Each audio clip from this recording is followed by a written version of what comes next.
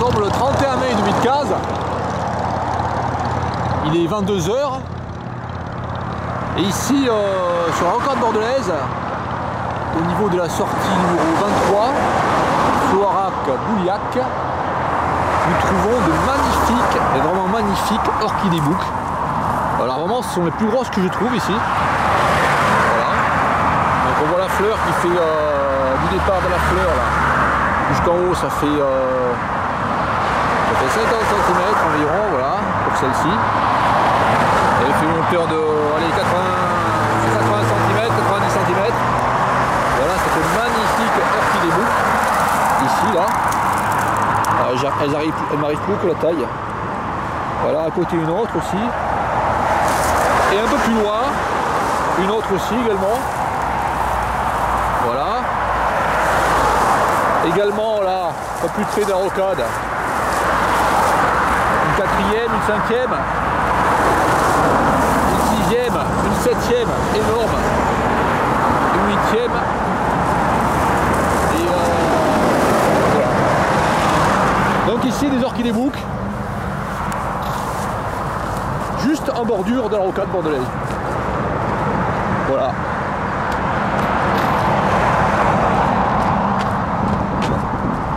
Ici nous sommes au rond-point. Ici, cet endroit, nous avons beaucoup de fleurs également. Comme celle-ci là, je ne sais pas si c'est une plante autochtone. Ça. Voilà.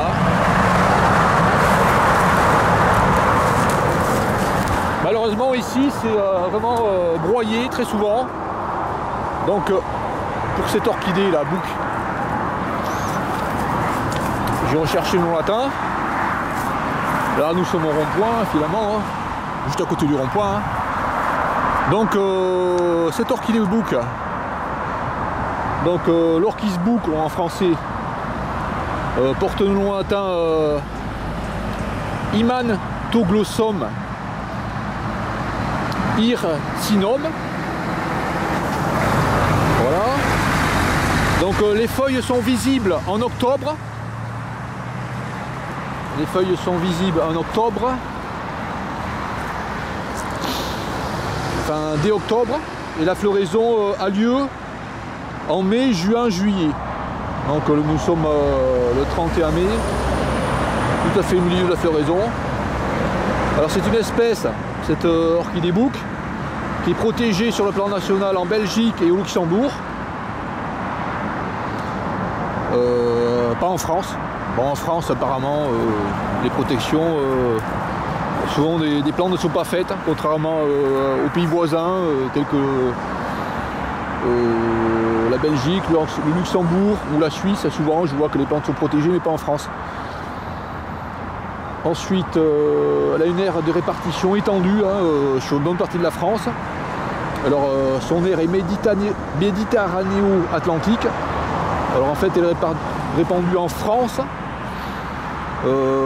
enfin, la part du sud de l'Europe, une part du sud de l'Europe, France, Suisse, Grèce, etc. Et au sud jusqu'au Maroc, voilà. Ensuite, les livres disent qu'elle est assez rare, enfin qu'elle est assez localisée et rare. Voilà, donc ici sur la rocade bordelaise vit une plante qui est assez localisée et rare. Alors on peut imaginer ici que les broyages extrêmement nombreux sur la rocade font disparaître des plantes qui sont localisées et rares. Alors là, cet endroit là, au niveau de Bouliac, au niveau de ce sortie Bouliac là, apparemment il y a moins de broyage qu'ailleurs, voilà. Donc nous voyons des orchidées ici par exemple, il y a une orchidée pyramidale, Anacanthis pyramidalis, voilà. Mais partout ailleurs, on peut voir sur la rocade en ce moment le 31 mai, hein, des broyages sont réalisés, il n'y a vraiment aucune vie. Voilà, il y a beaucoup de broyages qui sont faits. Ici il y a des marguerites, c'est joli, voilà. Voilà. Bon, mais nous allons voir un peu plus loin là. Nous allons voir un peu plus loin là que la sortie Bouliac, voilà. Nous allons voir en fait, là nous sommes côté intérieur de la rocade. Nous allons voir un peu plus loin ce qu'il y a finalement. Voilà, donc nous étions là-bas. Là, au niveau de la rocade, là, à ce niveau là, à peu près là, au pied là. Donc ici, là, nous sommes même pas 100 mètres plus loin. Et là, nous voyons dans un virage, là, toute une zone qui est vraiment broyée. Alors on voit que l'herbe a été tondue là. Impitable, enfin c'est pas tondu, ça peut être tondu ou alors impitoyablement broyé avec des engins de broyage. Voilà l'herbe comment elle est, on voit que c'est pas très ancien ça. Donc à partir du moment où les feuilles de l'orchidée boucle apparaissent en octobre,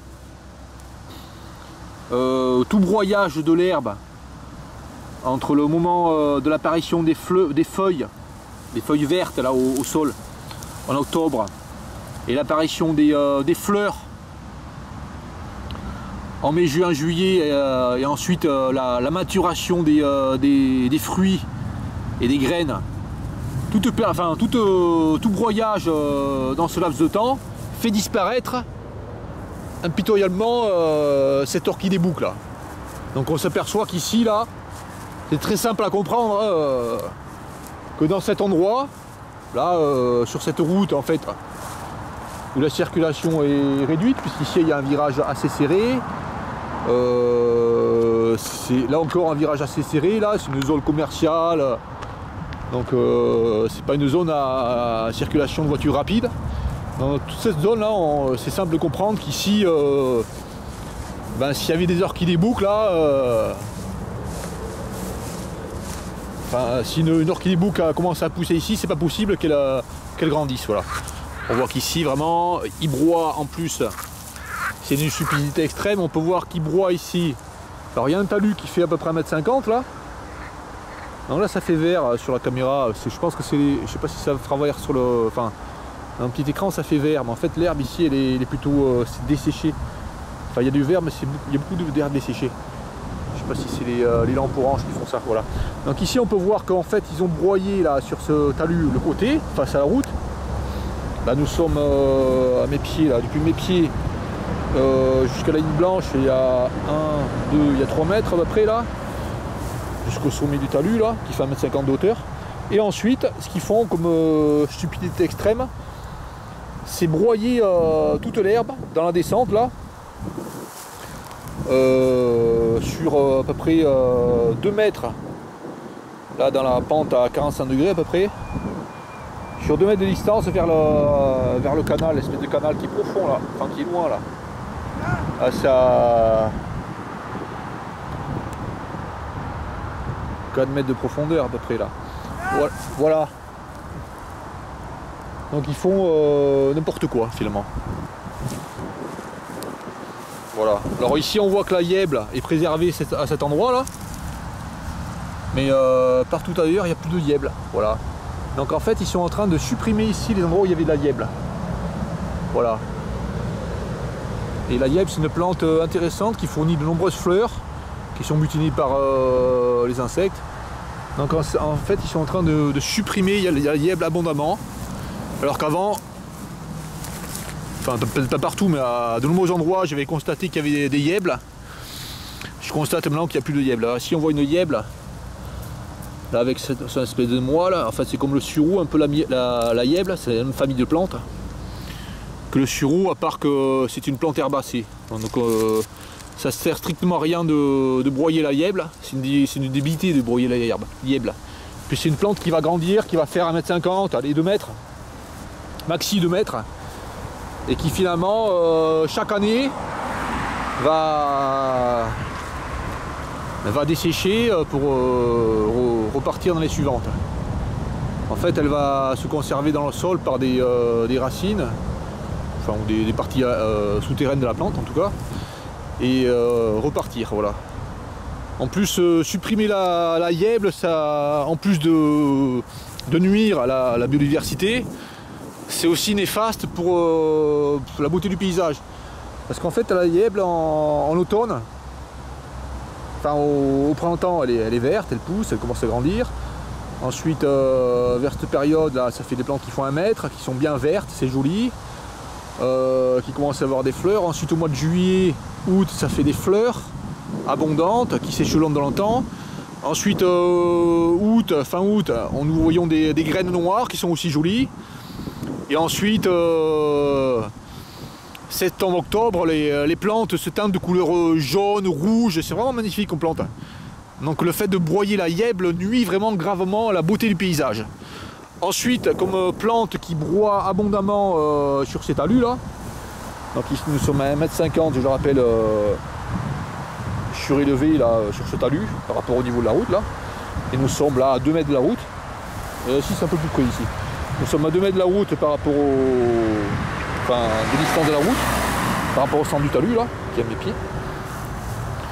Donc ici, ce qu'ils font aussi, c'est broyer en même temps qu'ils broient les graminées, comme celle-ci là, qu'ils ont broyé en fait il y a pas très longtemps, parce qu'on voit qu'elles sont dans la pente là. Je dirais il y a quelques semaines là qu'ils ont broyé ça. En plus de broyer les graminées, ils broient aussi les orties là. Donc ici les orties sont des plantes, c'est joli je trouve moi les orties. Et ce sont des plantes qui permettent la reproduction de nombreux papillons très jolis. Ils ne sont pas protégés peut-être, mais qui sont très jolis. Ces papillons sont les vannesses, le groupe des vannesses. Donc il y a le vulcain, il y a la belle dame, le pont du jour, etc. La petite tortue, etc. Donc ces papillons, étant donné le broyage intempestif comme ça des talus, se retrouvent avec beaucoup moins de plantes hautes. Parce qu'en fait ici, s'ils n'avaient pas fait des broyages intempestifs les années avant, il y aurait ici beaucoup plus d'orties. Voilà. Donc ces papillons, donc les vannesses, se retrouvent avec beaucoup moins de plantes hautes. Quand il y a des chenilles qui sont en ce moment, il y a des chenilles là sur il y a 3 semaines en tout cas, il y a des chenilles, je l'ai remarqué.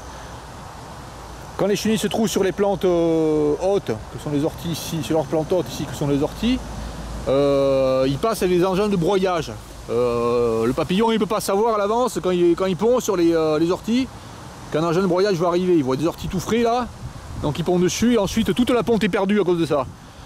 Voilà, alors en faisant ce genre de stupidité extrême, de broyer les orties en permanence comme ça partout sur les digues, au bord de la Garonne, sur des kilomètres et des kilomètres, eh bien, ils réduisent considérablement les populations de ces papillons là, de ces vannesses, de ces espèces de vannesses. Alors ils réduisent considérablement les populations du vulcain, de la belle dame, enfin peut-être moins la belle dame parce que la belle dame va sur d'autres plantes. Ils réduisent les populations de pont du jour, et par là même ils réduisent aussi les populations de papillons qui se nourrissent par exemple des chenilles du pont du jour. Donc ils réduisent les populations de mésanges, etc. Donc là vraiment ils font une grave atteinte à la biodiversité en faisant ce genre de broyage intempestif partout, dans toutes les zones, même à la campagne, même en forêt. Les digues sont broyées vraiment à des endroits très nombreux, voilà. Et en plus ce qu'ils font c'est nuire non seulement à la biodiversité des plantes, enfin à la biodiversité de l'entomofaune, enfin des papillons, des vannesses là en France, mais aussi ils nuisent gravement à la biodiversité des papillons du Maroc, d'Algérie, de Tunisie, puisqu'en fait ces vannesses ont un comportement pour beaucoup d'espèces, telles que le vulcain et la belle dame, ont des comportements migratoires très importants. Donc chaque fois qu'ils font un broyage d'orties et qui tuent les larves de ces vulcains ou de ces belles dames, ils tuent aussi les populations de ces papillons qui ne rentreront pas à l'automne vers le sud de l'Europe et vers l'Afrique du Nord. Voilà. Donc vraiment ils détruisent les papillons de la France en faisant ça, d'Espagne, du Maroc, d'Algérie, de Tunisie, Il détruit aussi les populations de papillons qui sont au nord de la France, donc de l'Angleterre, de la Belgique, puisque ces papillons viennent du sud de l'Europe, font une première génération ici en Gironde, à peu près quoi, dans une partie de l'Europe, et ils continuent à monter vers le nord pendant l'été pour venir envahir les régions les plus au nord, comme l'Angleterre, voilà. Donc ils réduisent ici, en faisant ce genre d'événements extrêmes là, les populations de papillons au nord de l'Europe, en Angleterre, voilà. Voilà ce qu'ils font par ces pratiques. Voilà.